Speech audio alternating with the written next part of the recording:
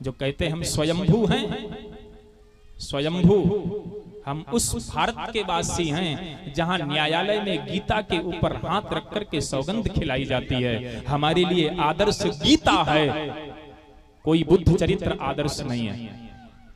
भगवान के बहुत से अवतार हैं, हमारे लिए परशुराम चरित्र आदर्श नहीं है, हमारे लिए मत्स्य चरित्र आदर्श नहीं है, हमारे लिए कल्कि चरित्र आदर्श नहीं है।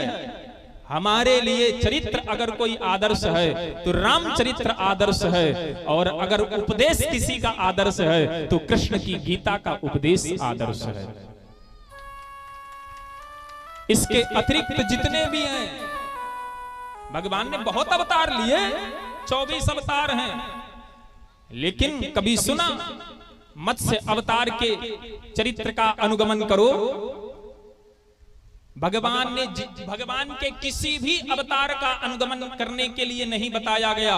केवल भगवान राम का एक अवतार है जिसके विषय में कहा गया कि व्यक्ति उनका अनुगमन कर सकता है।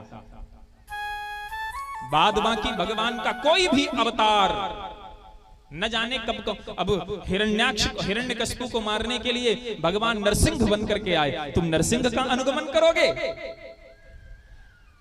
भगवान हिरण्याक्ष को मारने के लिए बाराह बन करके आए, तुम बाराह का अनुगमन करोगे? अरे सुअर देख लेते हो तो तुम सुअर का स्पर्श कर लेते हो, पास से निकल जाता है तो तुम अपने आप को गंदा समझ लेते हो। लेकिन भगवान तो अवतार लेकर के आए ना। भगवान मछली का रूप बना करके आ गए, भगवान कछुए का रूप बना करके आ गए, भगवान हंस का रूप बना करके आ गए, भगवान घोड़े का रूप बना करके आ गए। किस अवतार का तुम अनुगमन करोगे? इसलिए शास्त्रों ने कहा ईश्वराणाम वचः सत्यम तथैवाचरितम क्वचित्। भगवान के अवतारों का अनुगमन नहीं होता।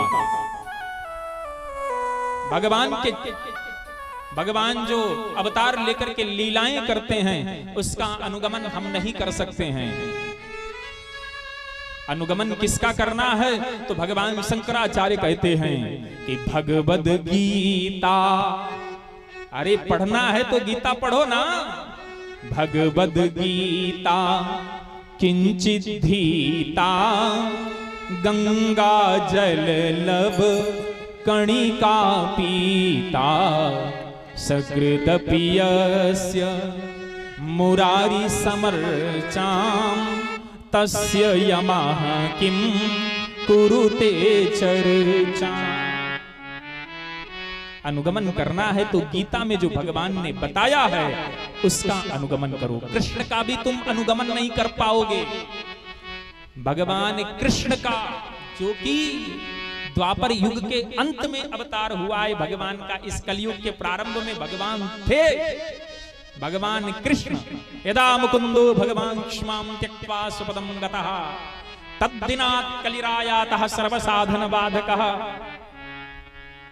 बिल्कुल कलयुग से सटा हुआ भगवान कृष्ण का अवतार है, जिनकी लीलाएं संपूर्ण ब्रह्मांड में फैली हुई हैं। शास्त्र कहता है तुम उनका भी अनुगमन नहीं कर सकते हो, नहीं कर सकते। अगर अनुगमन करना है तो केवल और केवल भगवान राम के चरित्र का अनुगमन किया जा सकता है।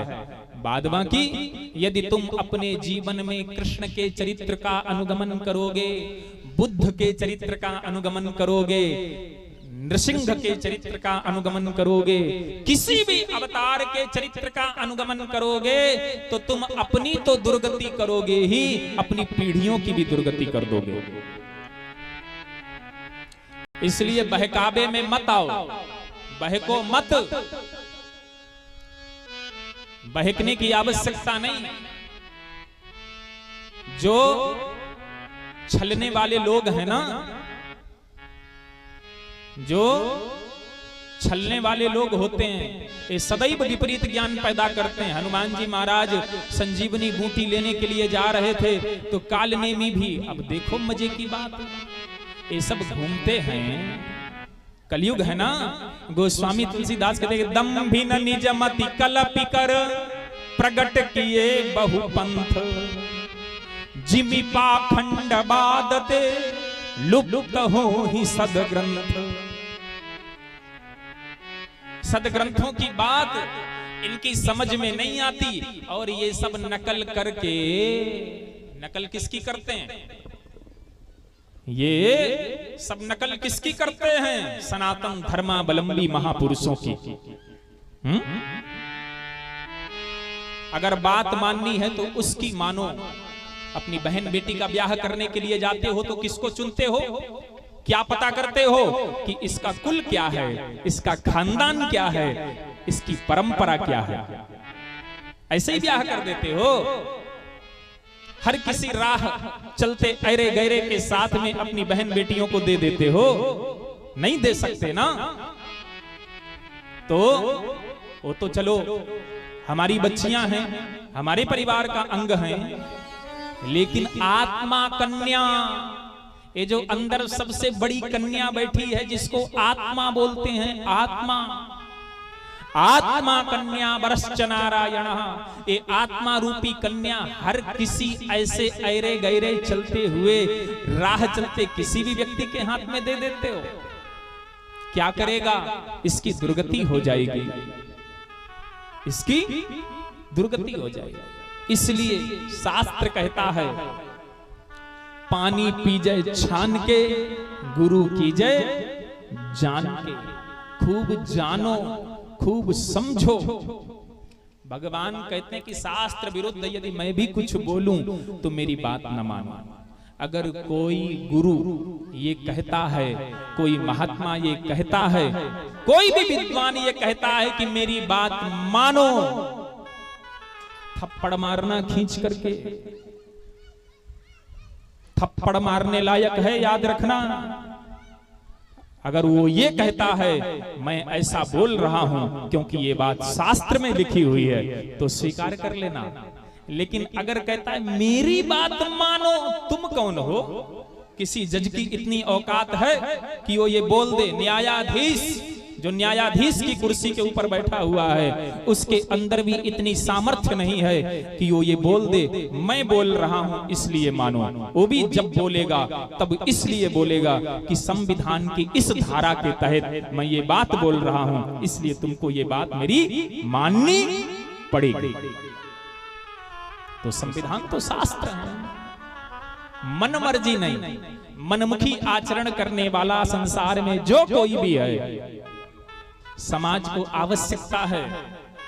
हमारे जो कुछ बहन भाई लोग हैं,